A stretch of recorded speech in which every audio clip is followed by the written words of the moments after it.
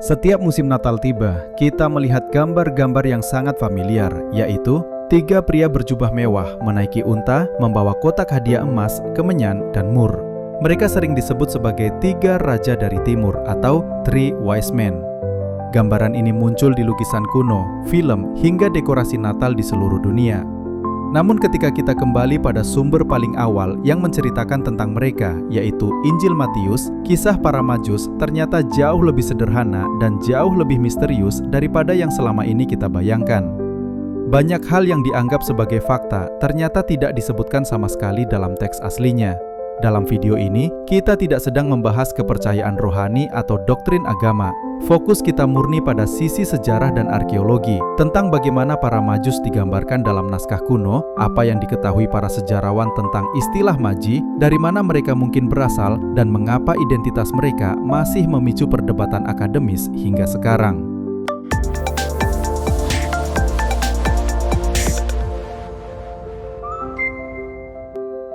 Menurut Injil Matius, para Majus adalah sekelompok orang yang datang dari timur. Mereka melihat kemunculan sebuah bintang, menafsirkannya sebagai tanda lahirnya seorang raja, lalu melakukan perjalanan untuk mencari anak itu. Ketika menemukannya, mereka memberikan 3 jenis hadiah, yakni emas, kemenyan, dan mur. Namun menariknya, yang tidak disebutkan justru jauh lebih banyak. Matius tidak menyebut berapa jumlah mereka. Tidak ada keterangan bahwa ada 3 orang, tidak ada nama, tidak ada gelar raja, tidak ada negara asal. Bahkan, tidak ada detail tentang penampilan, status sosial, atau peran mereka selain sebagai magi dari timur. Banyak detail yang sangat populer saat ini berasal dari tradisi yang muncul ratusan tahun setelah masa Perjanjian Baru. Misalnya nama Melkior, Gaspar, dan Baltasar yang baru muncul dalam tradisi abad ke-5. Gambaran para Majus sebagai raja juga merupakan penafsiran teologis yang berkembang kemudian, bukan catatan sejarah.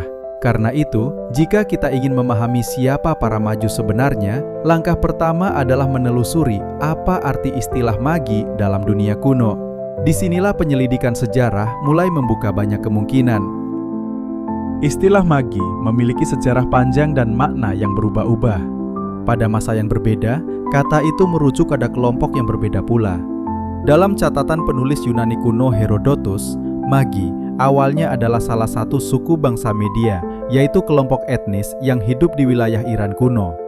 Jadi pada tahap awal, magi adalah istilah etnis. Namun dalam perkembangan berikutnya, khususnya pada masa Kekaisaran Persia, istilah tersebut digunakan untuk menyebut kelompok imam kerajaan. Para imam ini berperan dalam upacara keagamaan, menafsirkan mimpi, dan mengamati fenomena langit. Tokoh-tokoh seperti Cyrus dan Darius diketahui memiliki kelompok magi yang mendampingi mereka.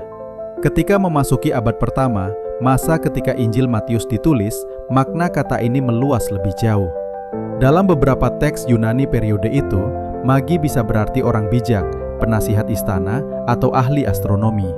Dalam konteks lain, kata yang sama digunakan untuk menyebut pesulap atau praktisi ilmu sihir, seperti yang terlihat dalam Kisah Para Rasul. Perubahan makna yang sedemikian besar membuat para sejarawan tidak bisa memastikan apa arti spesifik kata itu ketika digunakan oleh Matius. Istilah ini bisa merujuk pada suku tertentu, kelompok imam Persia, ilmuwan istana, atau orang yang ahli dalam membaca bintang. Yang jelas, magi selalu berkaitan dengan seseorang yang dianggap memiliki keahlian atau pengetahuan khusus pada zamannya. Teori yang paling sering dibahas menyebut bahwa para Majus berasal dari wilayah Babilonia atau Persia, 2 pusat peradaban yang terkenal dengan tradisi astronominya. Para ahli perbintangan Babilonia dikenal mampu membaca pola bintang dan menafsirkan fenomena langit sebagai tanda peristiwa besar. Hal ini selaras dengan cerita Matius, di mana para Majus menafsirkan sebuah bintang sebagai tanda lahirnya seorang raja. Namun, ada konteks sejarah yang perlu diperhatikan. Pada masa kelahiran Yesus, kerajaan Babilonia dan Persia klasik sudah tidak ada sebagai kekuatan mandiri. Wilayah itu berada di bawah kekuasaan Kekaisaran Partia. Jadi, jika para Majus berasal dari kawasan tersebut, mereka mungkin adalah penasihat atau ilmuwan istana Partia yang mewarisi tradisi lama. Partia sendiri adalah kekaisaran yang cukup besar dan sering berhadapan dengan Romawi. Karena itu, sebagian peneliti mempertanyakan apakah rombongan dari Istana Parthia mungkin melakukan perjalanan resmi ke wilayah yang berada di bawah otoritas Romawi. Tidak ada catatan sejarah dari Parthia yang menggambarkan peristiwa tersebut secara eksplisit. Karena itu, meskipun teori Babilonia, Persia, atau Parthia tampak masuk akal secara budaya maupun astronomi, teori ini tetap bersifat spekulatif karena tidak ada bukti langsung yang memastikan asal para Majus. Selain teori klasik, ada teori alternatif yang semakin sering dibahas oleh para peneliti modern, yaitu teori bahwa para Majus mungkin berasal dari kerajaan Nabatea, kerajaan Arab kuno yang berpusat di Petra, kota batu merah yang kini menjadi salah satu situs arkeologi paling terkenal di dunia. Secara geografis, Nabatea terletak di sebelah timur Yudea, sesuai dengan deskripsi dari timur dalam Injil Matius. Tidak seperti Persia atau Babilonia, Nabatea tidak berada dalam ketegangan militer langsung dengan Romawi, sehingga perjalanan diplomatik ke wilayah Herodes lebih masuk akal. Kerajaan Nabatea juga memiliki hubungan erat dengan Herodes. Ibunda Herodes adalah orang Nabatea, dan ada beberapa hubungan politik serta pernikahan antar keluarga kerajaan. Karena itu, kehadiran utusan dari Nabatea ke wilayah Herodes bukanlah sesuatu yang aneh. Selain itu, Nabatea adalah penguasa jalur perdagangan kemenyan dan mur, dua komoditas berharga yang termasuk dalam hadiah para Majus. Beberapa catatan kuno menggambarkan Nabatea sebagai pengontrol utama perdagangan aromatik Arabia. Catatan klasik dari Strabo juga menyebut bahwa wilayah mereka memiliki emas dan perak. Dengan demikian, ketiga hadiah yakni emas, kemenyan, dan mur sangat sesuai dengan karakteristik kekayaan Nabatea. Para pedagang Nabatea juga dikenal sebagai ahli navigasi gurun. Mereka sering melakukan perjalanan panjang melintasi padang pasir dengan mengandalkan bintang sebagai penunjuk arah. Sebuah fenomena astronomi langka tentu akan menarik perhatian mereka. Teori Nabatea ini pernah diangkat oleh beberapa peneliti modern, termasuk Brian Windle, yang mengajukan berbagai argumen sejarah dan arkeologi sebagai bahan pertimbangan. Namun, sama seperti teori lainnya, ini tetap sebuah hipotesis. Tidak ada bukti langsung yang menyatakan bahwa para Majus berasal dari Petra atau kerajaan Nabatea.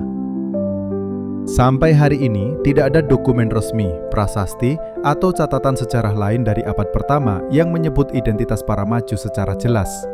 Tidak ada nama, tidak ada jumlah, tidak ada negara asal. Itulah sebabnya para sejarawan hanya bisa menyusun teori berdasarkan teks Matius, penggunaan istilah magi pada berbagai periode sejarah, dan kondisi politik serta budaya pada abad pertama.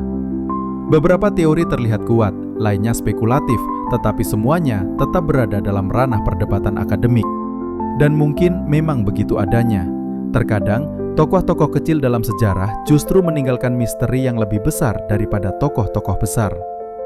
Kehadiran para Majus hanya berlangsung singkat dalam narasi Injil, namun imajinasinya bertahan lebih dari 2000 tahun.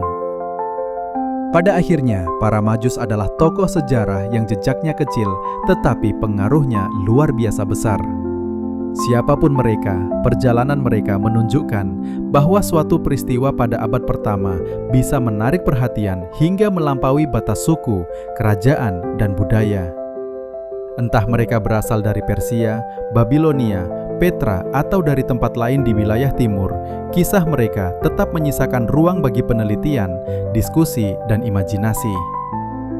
Menurut kamu, teori mana yang paling masuk akal? Atau apakah para Majus sebaiknya dibiarkan sebagai salah satu misteri paling menarik dalam sejarah kuno? Tulis pendapatmu di kolom komentar. Jangan lupa like dan subscribe untuk konten menarik lainnya.